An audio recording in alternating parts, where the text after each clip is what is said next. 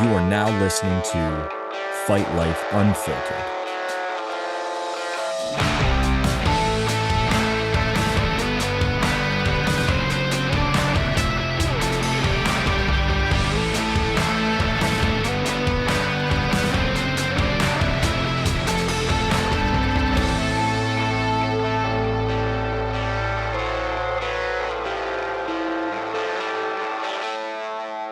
Little new location.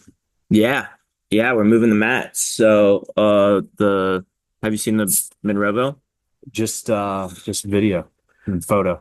So last Friday, the reason we didn't have a podcast, I was moving all the mats. I did not participate in this um moving of the Bridgeville mats, but we went to the new strip, collected all the mats there, took them to Monroeville, laid them down. It's fully matted. Wall mats are fully matted. It's huge. It's a super cool location. And then yesterday, Brody and Will Morrow were hanging the bags up. So it's very similar to this to me. Low ceilings. It's underneath All American Fieldhouse. So that's another perk. Like there's a ginormous gym on top of us.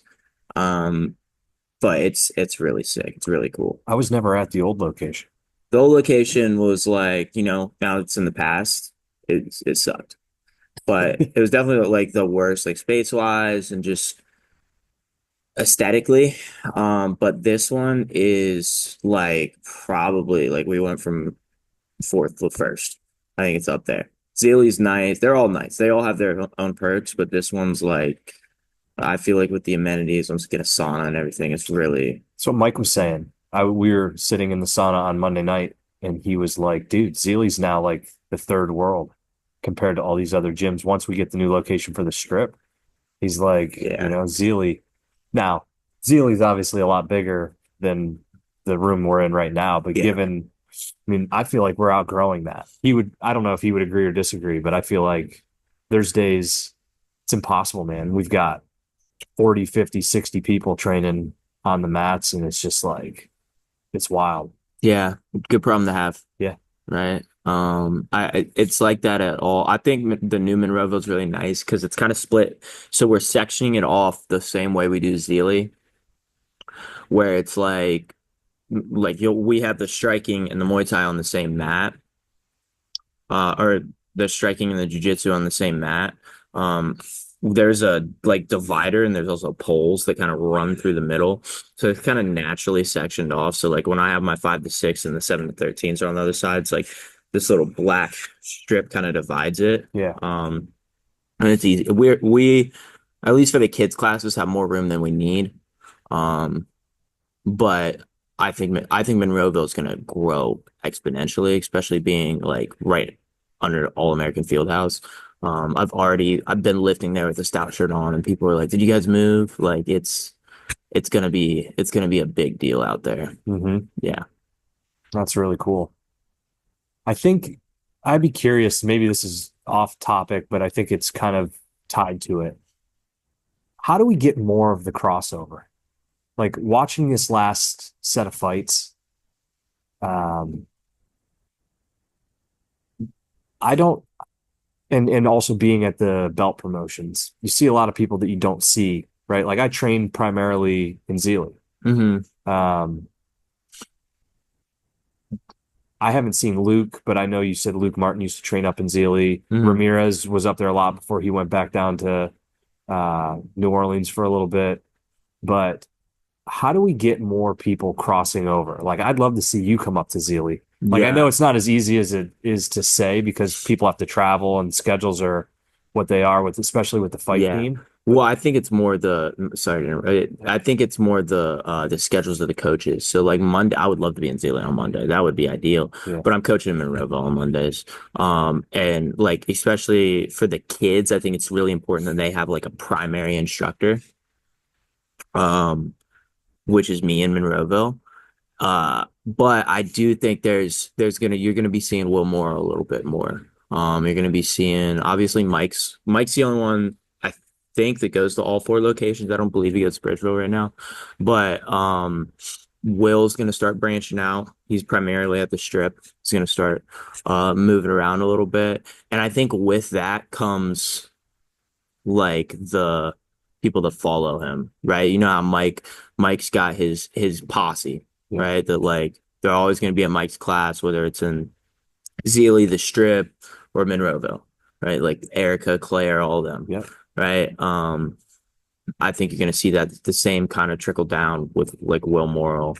Um, so I think you'll see a little bit more of people. I would love to come up to Zealy, maybe on like out of a fight camp, like a Tuesday or Thursday. I could definitely make that work. Hmm. Wednesday. Yeah, I think, and this is obvious, I'm biased, Hmm. right? It's easy for me to say this, but I would put the Zealy like straight jujitsu crew up against any other school rotation. I think there's such a good group of grapplers there from a jujitsu standpoint, not Hmm. necessarily wrestling, but that room is a room of savages. Yeah. And I think that everybody else could benefit by coming up there. It's just different looks, right? And that's not to say that going down, obviously, like the talent that's in the strip stands on its own merit. Yeah. But I think I would love to see more crossover if there was the ability to do that. Well, I think so. One thing you said is like you get new looks, right? Where a lot of people, it's like MMA wise, like one reason Saturday at noon is really important for Pittsburgh is because Matt Factory, Stout, uh, the Academy, all these gyms kind of meet on a Saturday and we get new looks, so we don't have throughout the week, right? Hmm. Stout's special in the case that we can get new looks within our own gym, Yeah. right? Like Monroeville and Zealy is still the same gym, but like it's under Stout, but we can get a completely different look. Um, I don't know. I mean, there's no way to like say who's better because it's all the same team. You know what I mean? Yeah. You guys are all coached by like we're all coached by the same person.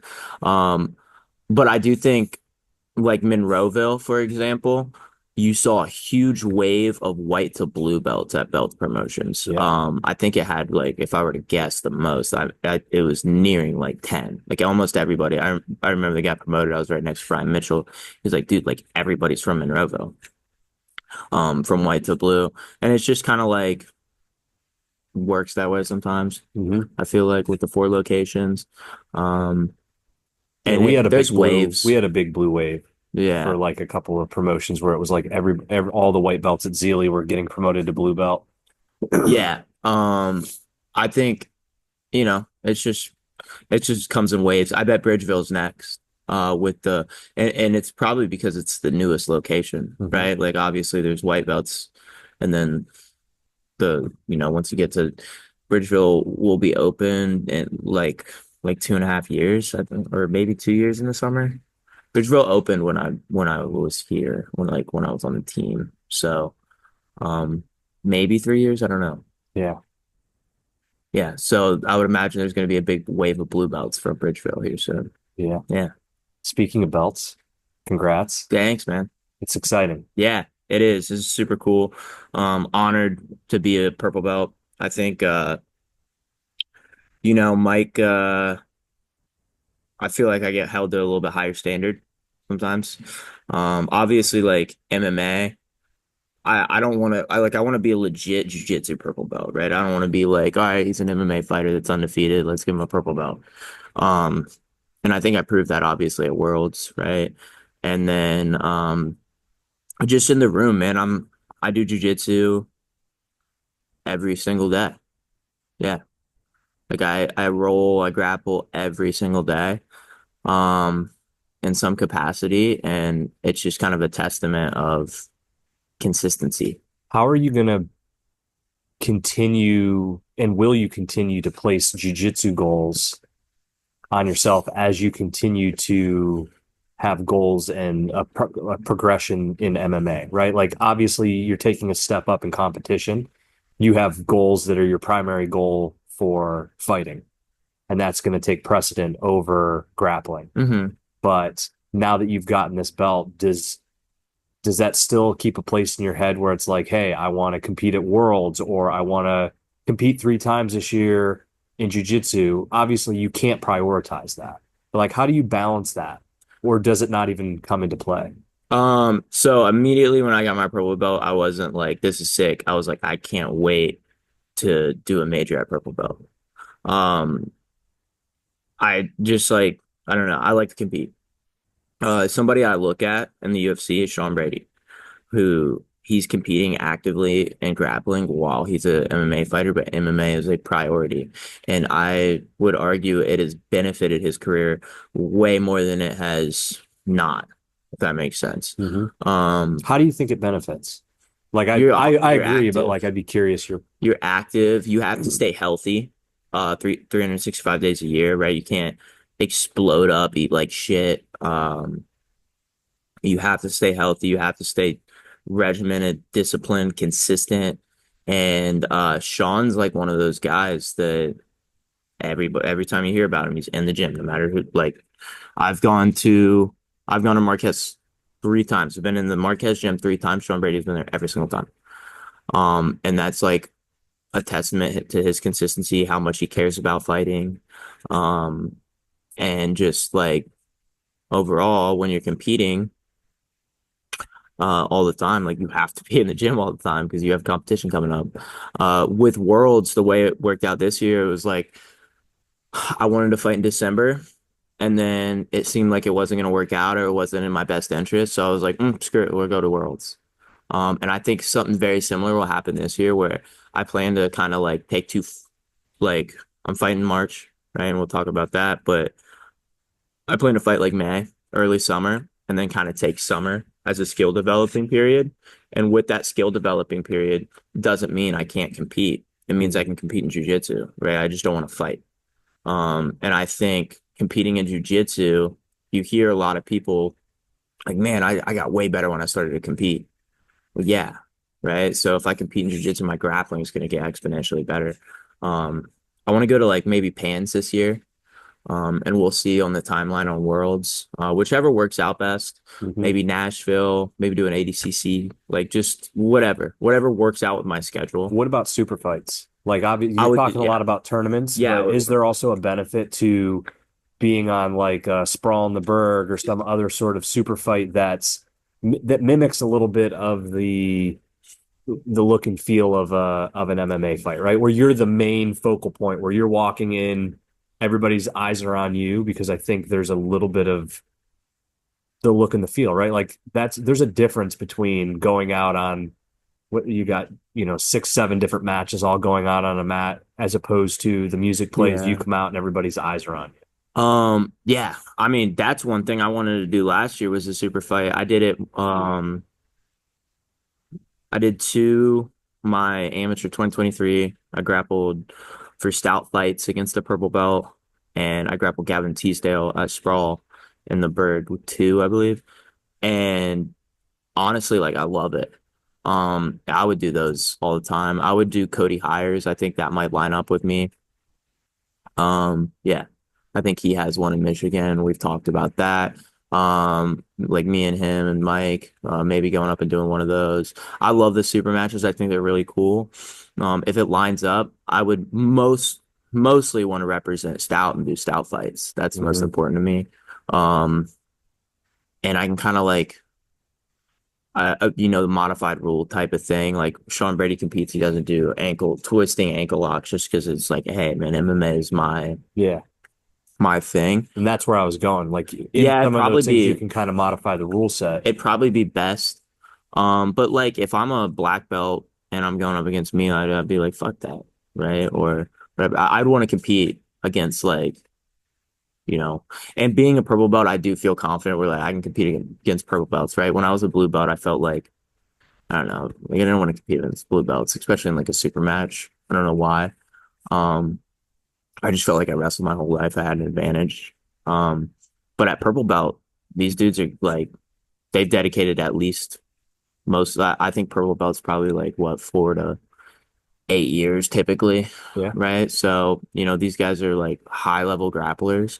So I'm excited to compete. I would love to get on stout fights, Cody's thing, maybe a sprawl, but mostly stout fights I'd love to compete at this year. Yeah. I'm excited. What about you? You gonna do a super match? We'll see. Yeah. That'd be sick. Yeah. Go I back mean, to we back. talked about it before. I definitely want to continue to compete. Coming out of this belt promotion, I knew, at least in my mind, you always go there wondering, right? Because you never know. You're Yeah. like, hmm. And I knew a couple of the guys that started roughly around the same time that I started were going to get promoted. Chuck and Pat Cranston, Yeah. both I was like, it's a no-brainer. They're going to get it. Andy Dwyer going to get it. I had some injuries. I don't probably train as much as Pat, just different places in our life. Like I've Yeah, got three little Pat's kids, so fucking I got to pick trains. my spots. I still try to get there 3 or 4 days a week, but it's motivating too, right? Like leaving that belt promotion, I wasn't disappointed because I didn't have expectations. Um, it was like, okay, how do I lean in and start to get strategic around getting better? My goals are different, right? Like I still am athletic enough where I can compete, but I'm not trying to be Yeah. an ADCC world champ. I want to progress and get better. I want to get better for myself just because I like to challenge myself. I also want to get better. Honestly, seeing some of these guys promote their kids was like, wow, okay, I have a Yeah. 5 year old. How do I stay on this journey to get to black belt in time for my 5 year old to be able to get a belt from me? I think that would be so cool to give Hendricks his blue belt, Yeah. right? And I'm like, okay, at 5, got another 10 years before you're going to get a blue belt. Yeah. That gives me 10 years to try to earn a black belt, which Yeah. if I can't get to a black belt in 10 years, hopefully that doesn't mean that I had some serious injury and that I've been able to stay healthy. But, it also means that I got to put some focus because I'm not on a clear track to black belt, right? Like that to me is where my goals are. But absolutely, like super fights, whether it's Nagas or grappling industries or an AGF or whatever, like I want to at least a couple times a year try to test myself. I mean, for me, it's more how do I compare against other people to know that I'm still on that track? Because I don't want something that's just a symbol. As much as Mike and Warren and others will say, it's not just about your skill. There's purple belts that are able to be black belts, like, and that's totally true. Yeah. I also don't want to be somebody that just has something that's kind of like, do you really deserve that? So uh, I've just locked up a bunch of privates. I'm going to start working with Mike one on one Hell yeah. and really just try to focus on the things that like, okay, where am I good and where do I need to improve? How do I have more threats from an offensive? My offensive grappling, I think from a wrestling perspective, I need to get better. I need to get better at being a threat from the feet. So that's something that I want to work on. And I really thought like, okay, let's find some time with Mike on Mondays when he's up in Zealy before our advanced class to really like start working one on one and let him, because if there's anything that, I mean, and it's clear, right? How he approached Ryan Rice, how he approached you, he's brutally honest. And so I know that as much as like he's like, we're cool, he's going to be honest and expose me. And so I'm more looking forward to that. Like, how do I find the areas where I really have to get better and let him kind of challenge me to do that? Yeah. Yeah. And I think you live it too, right? So I think you like, so I think there's, and I want to say, I think the way belts are like, in a way, I kind of don't love them, right? But I also think they're good to symbolize stuff. Um, when I was like, I got to the point where I was like, damn, I'm still a blue belt. And I beat these guys, right? And that was like early in being a blue belt. And then Mhm. it took me realizing that like, oh, I am a blue belt. I just have these skills, right? Yeah. It's almost like a higher standard type of thing where it's like, hey, I can like catch these black belts. I can tap them, right? But like meat and potatoes aren't there, right? I have these like crazy moves I can do. And I have a lot of sub threats, but like I need my meat and potatoes, right? And that made Hmm. me like really, really develop this year into getting good on top. Like I think I'm getting there. I'm not where I want to be, but I'm definitely getting there with pressure. I have a legitimate attack, so like I have a good guard. I have a purple belt guard. Um, and as I progress and just look at jujitsu, I think it's a cool symbol, and the colors and all that stuff. Like it really is like it can be meaningful, and it's really important to kind of differ. I think it's mostly important to differentiate people competing. Um, like if you go to Worlds, Hmm. right?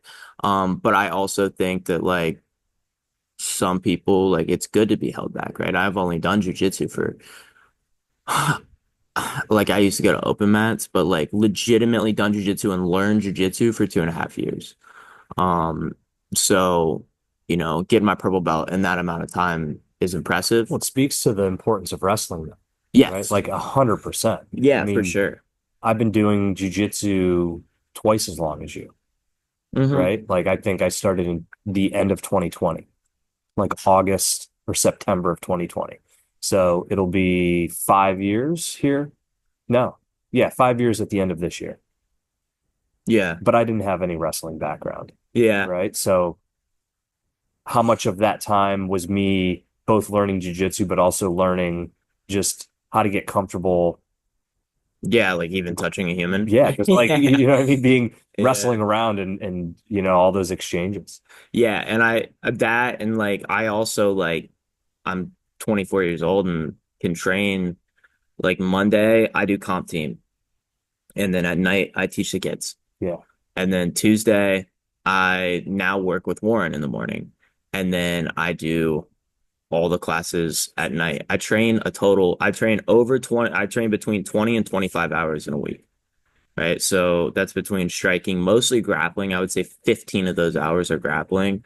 So if I'm dedicating 15 hours a week to it, like I'm going to go at a more exponential rate. yeah, I'm probably getting between 5 and 8. If I Yeah. if I stay for some open mats, I'm getting 8 hours a week. If I just go to my classes and maybe stay for one open mat, probably getting 5 hours. Yeah, and I'm like including like lifting and stuff like that too. Okay. Yeah. So that would get me to like 25 hours. Yeah. But that's with striking and stuff as well. But like imagine if I didn't strike and all that 20 hours was focused solely on grappling, right? Then like I'd be competing solely in jiu-jitsu.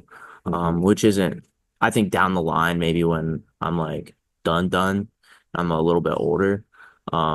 Maybe, but we'll see. Yeah. We'll see. I love competing. Absolutely love competing. I'm trying to figure out a way that I can fight on the 15th and do AGF on the 29th. I probably won't be able to because I think Anthony Hookback's fighting, but like I want to compete. Yeah, I was I looking love forward to competing. maybe doing the AGF and supporting Randy and everything, but 22nd, I've Oh got to shit, that's sick getting this though. finished up. Dude, that's all. We should plug AGF though, because Absolutely. And Randy, dude, by the way, I have not he's my he favorite. is Dude. He's one he of the best humans after having ever. him teach that seminar, which by the way, the fight companion that Rogan did, there was a scene where Brendan Schaub and Matt Serra were on the ground and Matt Serra was showing Coyote Guard. Oh, really? And I'm like, we literally just learned this morning. I'm like watching the clip and Matt Serra's showing Brendan Schaub exactly what Huh. Randy was showing us in the seminar. And then Tatiana Suarez was trying to get into Coyote Guard in her title fight. Yeah.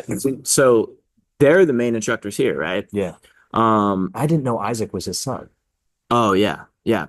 He's a badass. Dude, I love that kid so much. He's a badass and he's also one of the hardest workers I know. He kind of recently got a little injured and you can just see like he trains like 24/7 always. And he absolutely loves it. And that kid is special and he has a really good potential because of his work ethic. And seeing him get his blue belt and like, and I don't want to call him out, he's a young kid, and like just I saw the tears in his eyes, right? Yeah. And it's because he puts everything into jiu-jitsu. He loves it. He lives it. You know what I mean? And like that moment was special. About made me tear up. When he was giving it to him, and I look over and I just see Isaac. I was like, man, that's special. You know what Dude, I when your mean? mom and dad are both black belts, Yeah, yeah, there's a different weight to that. yeah. And he he carries that weight very well for a young kid. You know what I mean? He really loves jujitsu. He enjoys it. Luckily, like Randy and Sam aren't like big people too, so he can roll with them a lot. I think like that's a really good advantage for him. Um, he's focusing on lifting. At least I've been harping on it, right? He's skinny little string bean. He kind of hurt his ankle a little bit. So he's gonna like put a big emphasis on lifting now, Mhm. that he's hurt, and then he's gonna come back and just be an animal. That kid's potential. He has, I mean, he has the highest potential in the gym. He's 14 years old, lives it, trains harder than anybody. He's gonna be a really, really good grappler. And dude, he'll train with the fight team. He was like Unesi's like main training partner, I would say. Really? Yeah, on the fight team Tuesdays, he was always with Unesi. Because he's like her size, kind of like height wise, can give a good look. I'm just gonna say she Yeah, probably gives her a great look. yeah, yeah. So yeah, and then Randy's one of my favorite roles. Randy and me will go at it. I've literally never subbed him. He's so defensively sound. And he fought like a lot. You look up Randy's tapology record. I believe it's like upwards of 25 pro fights. How do you spell his last The name? the Varelli. Yeah, look it up. Yeah, man, I don't know. But But he handles AGF here in Pittsburgh. yeah, so they run the AGF tournament. All right, his tapology record is 11 and 13 pro. It looks like he also had like 10-ish amateur fights. So he's at like 35 fights. He helps me train a lot for my fights. He's a great look. And then his wife Sam, from what I know, is like top three leg lockers in the gym. She's like really, really good. And they run all the classes here, but they are the like AGF is kind of how they got it up here, right? And this is like their headquarters. They are always traveling, doing an AGF tournament in Nashville or Georgia or wherever, dude. They're like never here on a weekend. They work their asses off. So let's make them travel less and try to have like a couple in Pittsburgh, right? Hmm. And one thing Mike said at the like after a practice is like, so I believe like it might be like grappling industries of Fuji's coming the week before, right? And what you do is you look at the bracket. When you do these like local tournaments, you look at the bracket and see, all right, how many people are going to be in my bracket? I'm not going to sign up. There's only two people. It's like $100, not worth it, right? If we can get that list and sign up early, we can get a lot of people Yeah. at that AGF tournament, and it's not only gonna help you compete, it's also going to benefit Randy, Sam, Isaac, and like possibly put more tournaments in Pittsburgh, right? If this one's successful in March, who's to say they can't come back in September?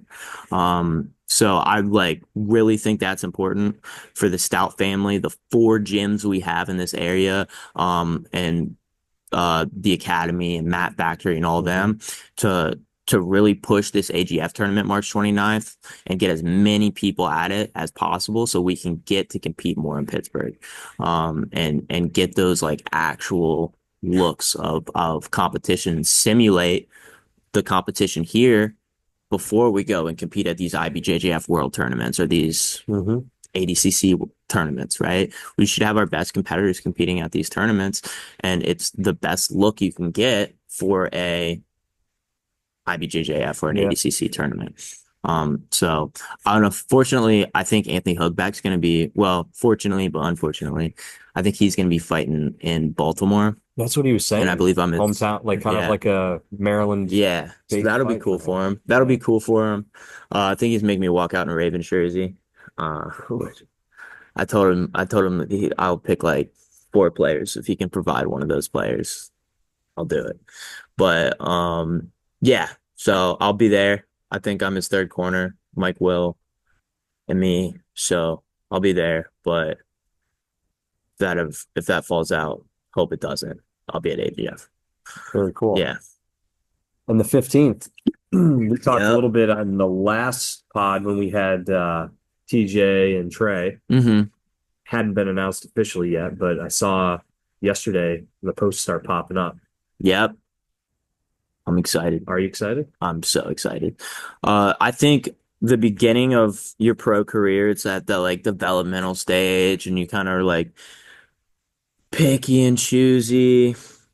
My first two fights, right? My guys were 0 and 1, but they were high level amateurs. So I got like good fights in that weren't the like great records, right? But I feel seasoned and ready, right?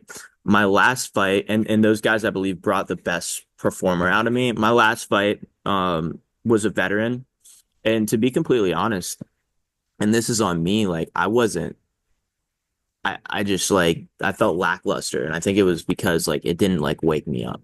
You know what I mean? Like going against somebody with a negative record, a little bit on the older side, it wasn't something that like, like I I wasn't I knew I was gonna win. You know what I mean?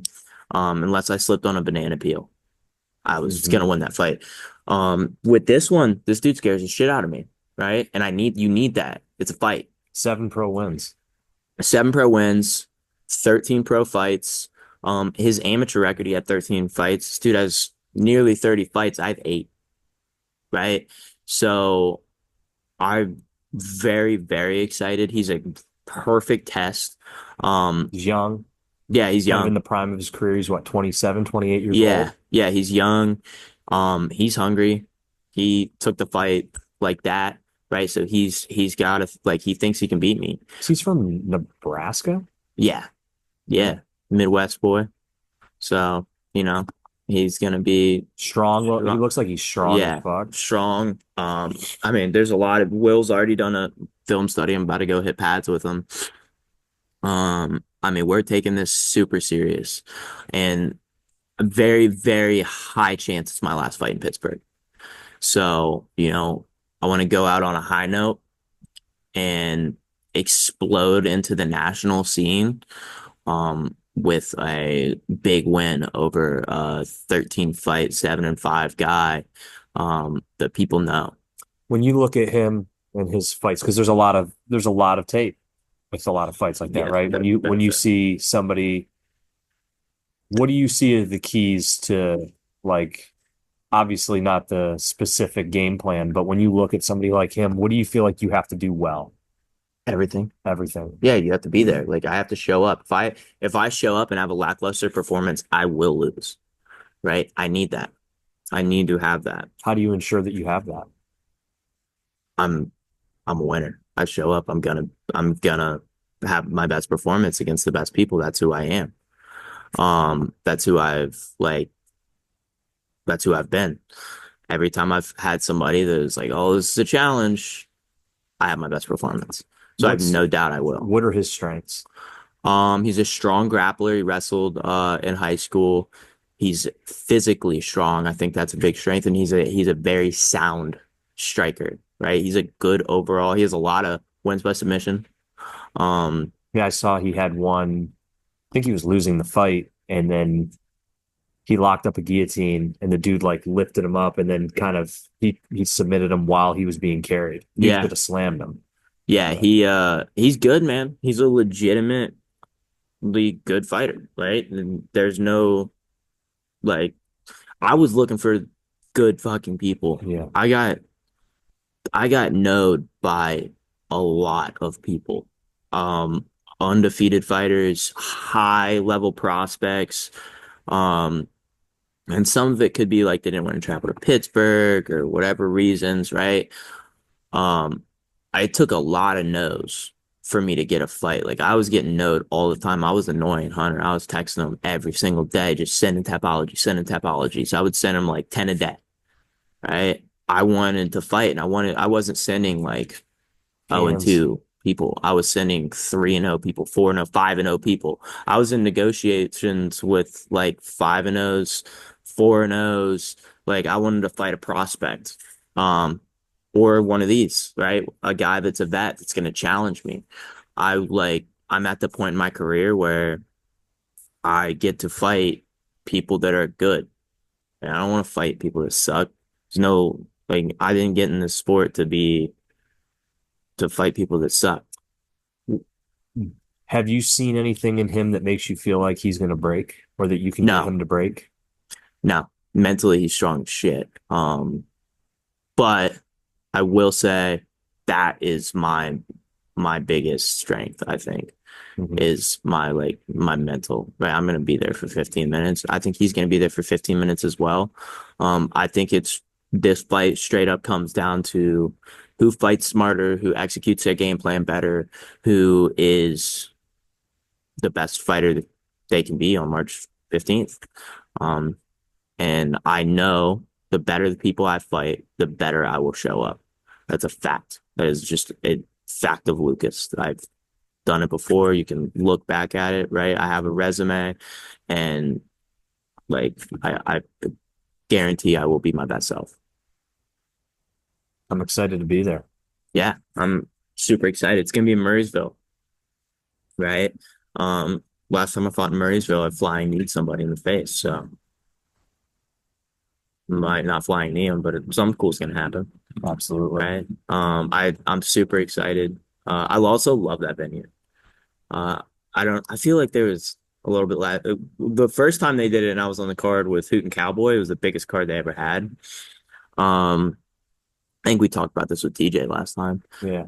And now I think that, you know, it could potentially be the biggest card, right? Me and Kama on the same card, Hoot's on it again. Mm. Um, And like I said earlier, it's my probably going to be my last fight in Pittsburgh. So if you guys want to see me live, if you want to see me before I go to the national level, um, be there March 15th because when I'm in the UFC, you can say you saw me fight live, right? Hopefully I can get people traveling with me when I go fight national a little bit, but we'll see. No, we'll be there for sure. Yeah. We'll get the van together. Um, Speaking of Murraysville, the last set of 247 fights, hmm what's anything that's really stood out to you from that card? TJ Sloan, for sure. I think everything about his fight was sick. Uh, he's somebody like obviously we've talked about. We had him on the podcast, right? He just came in, grinded, didn't ask for much, except he wanted to fight. He got his fight and he performed well. But he didn't perform perfect, right? And I knew he wasn't gonna be perfect. Like, and it's still, he was like, He was excited. he was excited, Yeah. right? And obviously, like he's like, "Oh my God, I'm gonna knock him out in first round." I I'm seen like, him walk by me before the fights in a fur jacket, and I'm like, okay, this "A is little either gonna much." be well. Yeah, Listen, embrace your personality. Like I 100%. I think that's fucking awesome. Quite honestly, I was like, dude, we got to get a photo with you with that damn jacket on. I love it. But I was like, okay, like you're wearing a fur coat right now. You better show up and do what you said. And he did and more. Like I felt like his opponent didn't want to be in there with him anymore. Dude, there's something to be said about like you can hate on it all you want, right? If you show up with a fur coat, your confidence level, right? Yes. You have to own it, right? Like that he's not faking, that's him. You know what I mean? Same with his brother, right? There's like they just wear their heart on their sleeve, they're Yeah. confident as shit. And like you show up with a fur coat, you got to go out and perform, right? You can't be like somebody that has a lackluster performance. And he wears his confidence, right? And that's something I love to see in some like a young up and coming fighter, right? And I'm sure like there'll be less fur coats in the future, right? There could be more. I have no fucking idea. But like that's him. And if he's gonna express himself, that's do it, right? Yeah. Be yourself. And then it's gonna translate to better performances. And also, like you said, the dude you're competing against can be like, this motherfucker is so confident. You know what I Yeah. mean? And it's mental warfare. It's the art of war. It's he peacocked him. You know what I Yeah. mean? Like literally.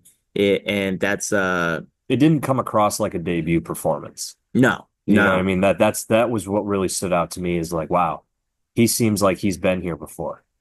Yeah. Well, yeah. He was very comfortable. and I knew it wasn't going to be perfect, right? I thought that fight would go just about the way it did.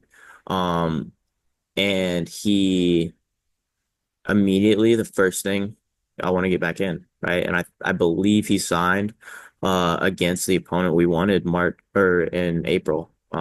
So we'll turn around and get that rolling. Mm, So he's uh he's got like a really high ceiling. He's also pretty young. yeah. He's so definitely excited to have him on our team and uh he he's very like one thing I'll say about TJ that's like really important, I think, is like he has that confidence, but he's also like very respectful to the people that have already accomplished things.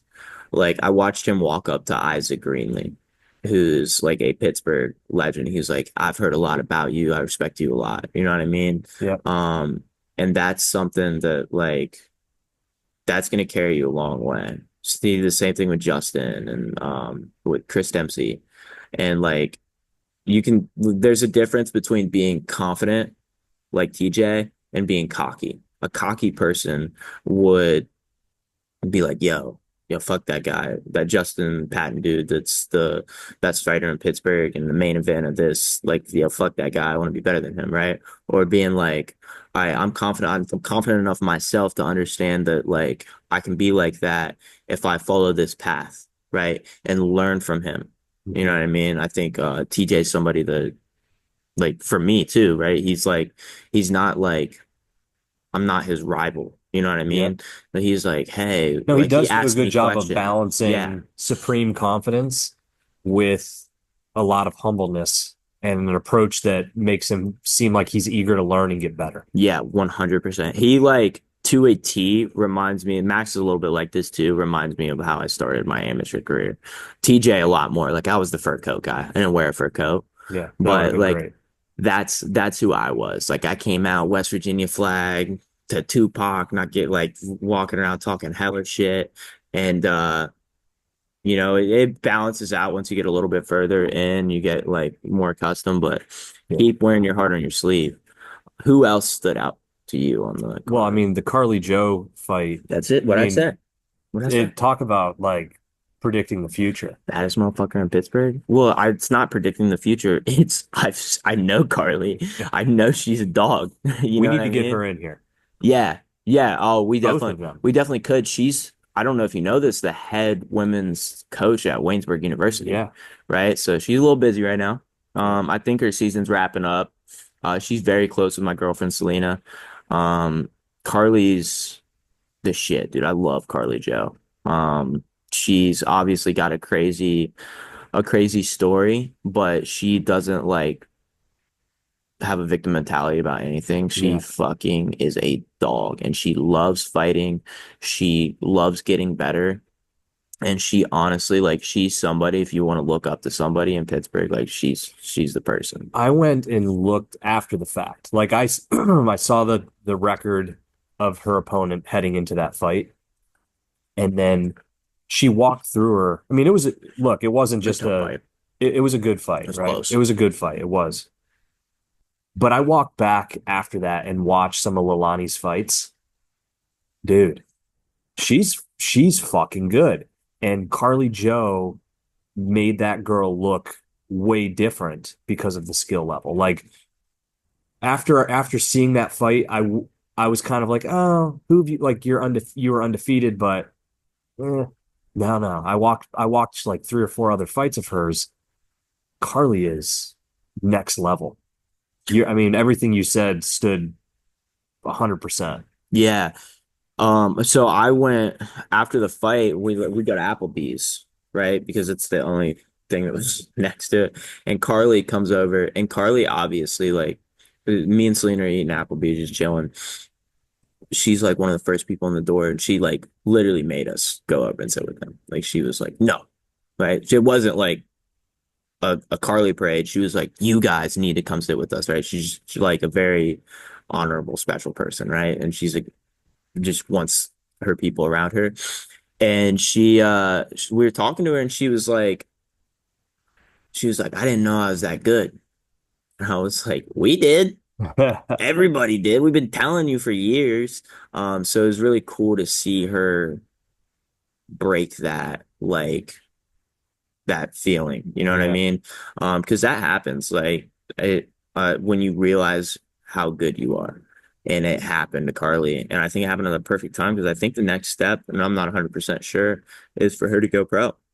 So I'll take Carly at the 115. That was the first time making 115 as well. 115 Carly is a high level fighter. yes. Yeah, Very, very high level fighter. I think potential is fucking crazy. She's young, she's my age. absolutely. Yeah. And I mean, just that whole group, right? Because then the other side, Justin Patton, Dog. just you were right, man. Like that's the first time I've got to see him fight live. Mm-hmm. Super excited. My son was like, he's still, for obvious reasons, he's never even seen you fight, but he's like, Lucas is my favorite fighter. I'm That's like, sick. okay. Yeah. But he's like, Justin Patton. Like, I was like, what was your favorite fight tonight? He's like, Justin Patton. I'm like, yeah. Dude, you know what's really cool is like I know a lot of kids who either it literally me or Justin are their favorite fighters, which is super special. You know what I mean? Because they get to see us fight live. And that's Yeah. one reason I love fighting in Pittsburgh. And 247's done a great job of promoting is I've met a ton of kids. I met kids who I like started doing privates for, and the reason was they were like, yeah, my son said you and Sean O'Malley are his favorite fighter. Hmm. You know what I mean? I'm just like, damn, all right, you got me. Yeah. Um, and Justin's a special dude. Justin, right, he's there. He's ready. What's next for He him? called it out. He called it out. Because doesn't Ethan holds both belts for Yeah, and 247? they're very I close. was gonna say that They that wouldn't fight fight doesn't each look like it's other. gonna happen.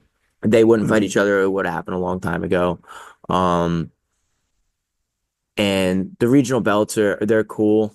But I think the next thing for Justin is to either fight in like an LFA or something that's like a minor league of the UFC, or get the call up because he's clearly a UFC contender. You know what I mean? Like Hmm. he should be in the UFC. He should be fighting the best people in the world. He's not super young. He needs to get in now. He's in the prime of his career, and I think in 2, 3, 4 years he could be, at the top of the UFC. And he called that out after, in his post-fight interview. Yep. And another thing about Justin, I said this, and I think they had it in the promo clip. Justin grew up with the fighters that are kind of like the Mikes and the Kamas and the people that are like in that generation before. And he's kind of leading this new generation of fighters, like myself and Carly and people like that. And he wasn't like special at all. It wasn't. He just worked. You know, I think when he went to Matt Factory and kind of changed a lot of life things for himself, um, he started to take off. He's somebody who I respect a lot. I message weeks of my fight. He's like a good man too. Has a really really sound faith in God, and that's something that I think has helped progress his career, and he's become like a very humble guy too. And he's somebody I really look up to in the fight world and respect not only his skill set but just who he is as a man. Mhm. And I think it's really special because Pittsburgh has watched him grow up. Like he was kind of like I I was around him. I wasn't around him a ton, but like from what I know, he wasn't like the best dude in the world. You know what I mean? I think he would say that. And now like Justin is somebody I respect a lot, not only as a fighter but like as a person. And that's something that at the end of the day, when your fighting career is over, that's what matters more, Yeah. right? How you did it. Yeah. And he's doing it right. He's doing it in Pittsburgh. And that's something I also love. Isn't it cool how fighting has that effect, right? Like somebody who doesn't understand it or isn't around it would often look at fighting and think that if somebody got into it, they would leave the sport being not a good person because they're doing things that they view as violent or right. But it's often the opposite. I Hmm. mean, look at The across best the board, fighters. right? Like a Yeah. Matt Brown, Yeah. Court McGee, right? How many stories are there out there? You could just go on forever of people who were not in a good place, but fighting changed their life for the better, made them a better man, made them a better woman, right? Like Yeah. the list is probably 100 plus that you could like tangibly say this is who they were before, this is who they were after. Yeah. I think the group in Pittsburgh is special too. I think the group of men that are leaders in Pittsburgh is special. Um, Sundays, I go to Mat Factory and I go one because practice is hard as shit and they try to kill you, right? And I need that. And two, like I go to be surrounded by I particularly go to be surrounded by Justin and Isaac. I think they are good people and they rub off on you. You know what I mean? I think the more you're surrounded by good people, Well, and what does that speak to though, right? Like accountability, yeah. discipline, right? Like if you don't have accountability, discipline, if you don't challenge yourself to do things that are hard, it doesn't have to be MMA. Obviously, like that's Hmm. what we're talking about, but look at people who aren't doing the right things in life. What do they typically lack? Discipline, accountability, They also probably surround themselves with shitty people. people. Yeah, right. I'm huge. This is my number one thing. I say it with my mindset clients all the time. You are a product of the five people you're around the most, Yeah. right? Some of those people you don't get to choose, right? Your mother, your father, right? Until you become an adult, and then it's who you surround yourself with, right? I surround myself with people that I think highly of, right? And if you don't surround yourself with people you think highly of, you will not think highly of yourself, right? And luckily, I've strategically done it, right? Like Yeah. Mike is somebody I consider my mentor, somebody I absolutely respect. He is a great man. He's a great coach. He was a great fighter. He's a better guy. Yeah. He's a hell of a father. He's a hell of a coach, right? He does everything right. Not everything, but he does like what you expect from a coach. Same with Will Morrill. Same with Isaac. Same with Dempsey. Same with Justin. Same with Kama. Right? You look at the people that are leading and are the foundation of Pittsburgh MMA, and they are good men. And you can't say that everywhere. Hmm. I've been around fighting for a decent amount now. You can't say that everywhere. And it's a special group here, and like we're getting a um really good next generation because of it. Yeah. And I imagine Pittsburgh MMA will be a kind of a staple in the MMA community because of it. Because if you have the loose cannons, it doesn't work out, Yeah. It just right? implodes. Well, yeah, it implodes, right? You get this like really high and then it's gone, right? But if you have like the right people, it's gonna be at a constant trajectory, which I think it will be. So yeah, Absolutely. yeah. You running out of topics because I got one. Yeah. No, give me one. I was looking at GFL, some baby. GFL. Oh boy. Yeah. I just saw what Luke Rockhold and who did they just announce? Luke Rockhold is fighting. I don't know. I just saw it. Hold on. But the owner came on the fighter and the kid and was kind of giving his like rundown on it. And it was interesting to me. Chris Weidman. Chris Weidman. Yeah, see, Chris that's Weidman, cool. Luke Like Rockhold. getting the OG fighters to fight each other. I think there's a place for that, right? I didn't want to see Tony Ferguson fight, but I'll watch Tony Ferguson fight Dylan Danis, right? Who I think that's Was that the the fight they're matchup they're looking to looking make? for. Yeah, so that's cool, right? Watching Tony Ferguson fight a 26-year-old up and comer is not what I want for his health. Is it sustainable? Because the other side of this is these guys are going to require a lot of money. It's sustainable if they know their lane, right? So if they know their lane, if they're like, hey, we're gonna get these veteran guys, have them fight each other. The UFC doesn't impede on it, and they haven't been. The UFC been kind of weird with it. Like I don't know if they're like in cahoots, but the UFC is like, all right, you can. Hmm. They'll let Holly Holm leave her contract to go fight in GFL. Um, so that's the only way it's sustainable. A long term, probably not. I mean, you've watched a million of these promotions start, Hmm. fall out.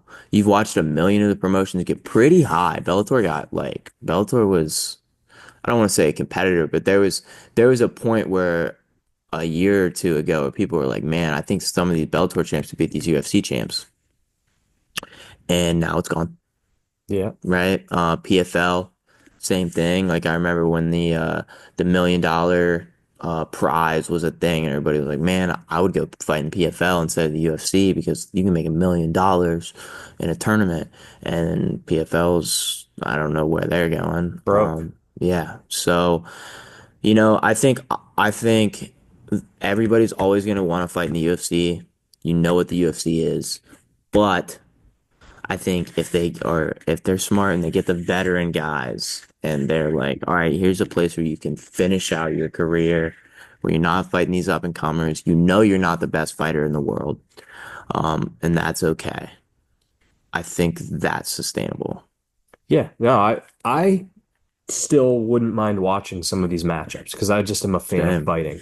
I think it's hard to sustain if you have someone like let's say Luke Rockhold, who's like, okay, I'm going to leave. Because I think at the end of the day, if they could stay in the UFC, they'd stay in the UFC. What happens is they go back to the table and it's like, well, we're not going to pay you $750,000 a fight Yeah. because you're on the downside of your career. And they leave. And then what happens, right? Because somebody like Luke Rockhold or a Tony Ferguson, they still have brand power. Otherwise, they wouldn't work in the Yeah, they have GFL. fans. The problem is, I don't think Dana wouldn't want to keep somebody like that in the UFC if he could pay them lesser amount of money. He's just not going to want to pay somebody. So, do they leave the UFC and have the expectation that they're going to make 500,000 to $1 million a fight, which they're going to be willing to pay out of the gate? So their rev share is like 50% too, so that helps, right? So Mhm. they don't have to generate that amount of money to get more money. You know what I mean? Like in the UFC, you'd have to generate like Yeah, a a fuck ton. shitload of money to True. get Yeah, you've got a big 15%, overhead, so there's right? not as big of a share. I think I don't know. I like it just because obviously I like anything that's trying to make fighters more money. I like anything that's gonna allow them to fight longer. But I just the same with any other promotion, right? I think the team concept's cool. Um, I don't love. I think if I were GFL, what I would be trying to do is do what boxing has done and get some of those like. I'd be like, all right, Jake Paul, I know you want to fight whoever in MMA. Here's a place where you can do it. You can fight Conor McGregor, right? Say they let him out of his contract and he keeps doing the same I don't bullshit he's think been we doing. ever see Connor fight Yeah, I again. don't either. Um, like that kind of that makes sense to me. Or like a Dylan Dennis who's Yeah. been a constant troll, or like somebody people have always wanted to see fight, like Joe Rogan, right? Get Joe Rogan a fight, You know he was right? going to fight Wesley Snipes? Yeah, like that's a place Like where it could legitimately that was going to that's a place happen. where it could happen. Right? Brennan Schaub gets all the hate in the world. I kind of like Brennan, right? Have him if he trained and made a comeback against somebody he fought in the UFC, I don't know. Hmm. Like that would sell. Like shit like that. Like that makes sense. And that you're not gonna do that in the UFC because that makes like the UFC kind of circusy. Little gimmicky. Yep. Yeah. But you can do it in the GFL and it's you have freedom, right? You have these open doors that you can do that the UFC can't do because the UFC is a business. It's like the NFL, right? We have the best fighters in the world and they're competing to be the best in the world. Yep. Um, but you have this like open door that comes with MMA, which these gimmick fights. So I think if they were smart, that's their play, Hmm. right? And it might not be sustainable, but let's make as much money as we can for 5 years and call it quits. Let's also see a super heavyweight. Yeah, I'm dude. tired of the 265 limit. Like, let's see some big boys. Yeah, 300 plus. yeah. Why not? They have an interesting way of doing the weight thing too, where like they're like, "Hey, you guys are gonna fight at middleweight." I heard them saying this on the Fighter and the Kid. They're like, "You guys are gonna fight at middleweight, Rockhold and Chris Weidman, but you're not gonna weigh in at 185. You're just gonna agree on a weight." And I think it's like behind closed doors type thing. Um, I think it's like maybe 10 pounds heavier. You guys are fighting at middleweight, but it's 10 pounds heavier, right? So it's like, hey, I want your best performance. Let's not make these vets cut the same amount of weight they were cutting when they were in their Yeah. 20s. And I that like stuff like that, right? Doing little things. I Here's think the it's risk, pretty though. intelligent.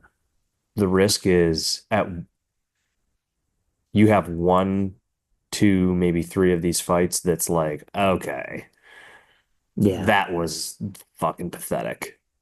Instantly, it's gonna, Oh yeah. you know what I mean? So they have to, I think they have to be really careful. Like, I think Weidman and Luke Rockhold, that could be a banger. Could be a Yeah. great fight. You just don't want, I mean, because did you ever watch any of the, like, who was it? Chuck fought Tito again? Or was it Yeah, Tito? no, no, Who did Tito Tito and Chuck fight? fought each other It was again. Tito and Chuck, right? Like, But Chuck was way past. One fight that this like 100% reminds me of. Do you remember when Kimbo fought Dada 5000 in yeah, Bellator? and he had like a heart attack. Yeah, like three times. He Yeah, like died like four times in the cage. yeah, Rest in peace, Kimbo. But like stuff like that, I do think like it's gimmicky kind of yeah. and but it's in. It really is.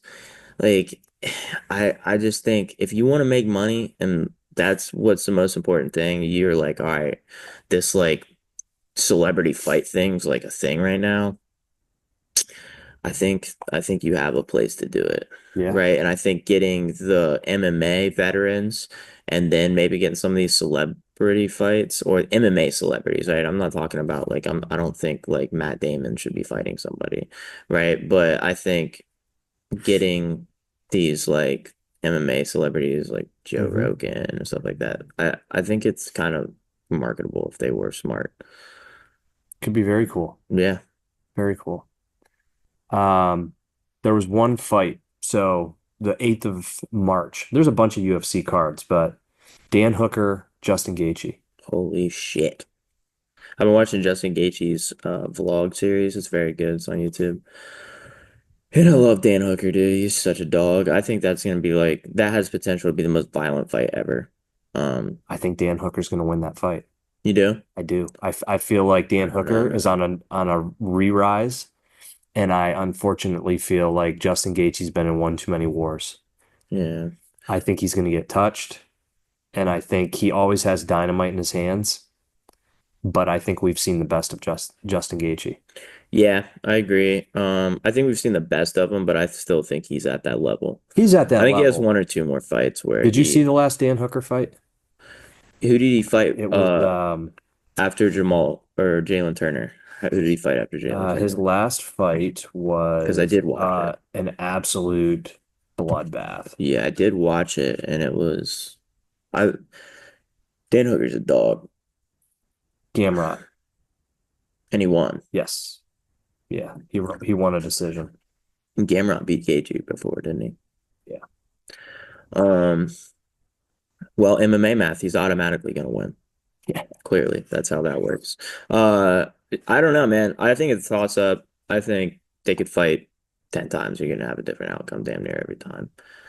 I do think they're gonna strike. I would Justin Gaethje's an all-American wrestler. I would love if he like used it once ever, but got some of the best anti-wrestling in MMA history. So Hmm.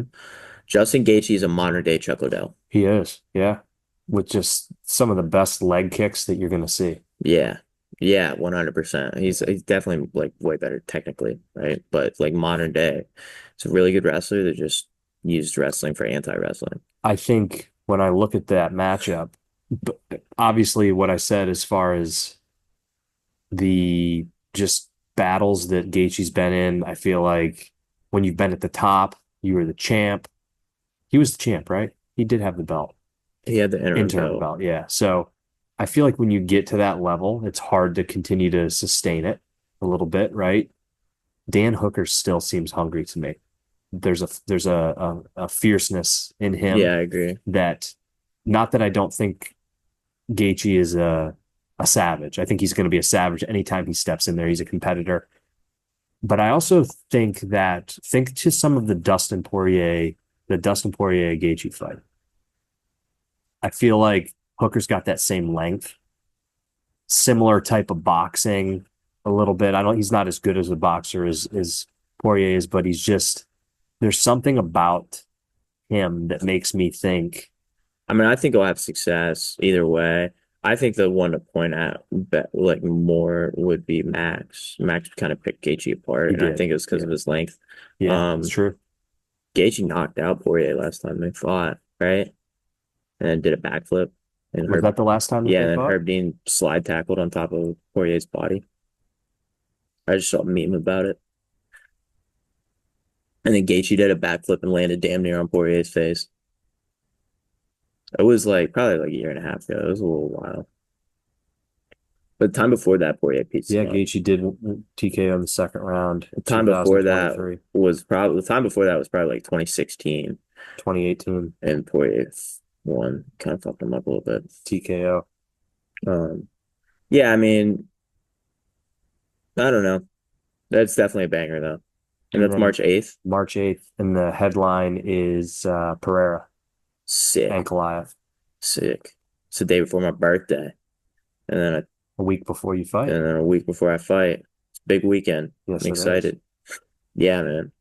Big big things coming. I'm excited for the future. A lot of stuff going on, and we're just gonna keep it rolling. Keep this podcast going as we go to the national level. Keep getting this bigger and just everything. Everything. We're doing Absolutely. everything right. No, man, I Yeah. appreciate you. Yep. Appreciate you.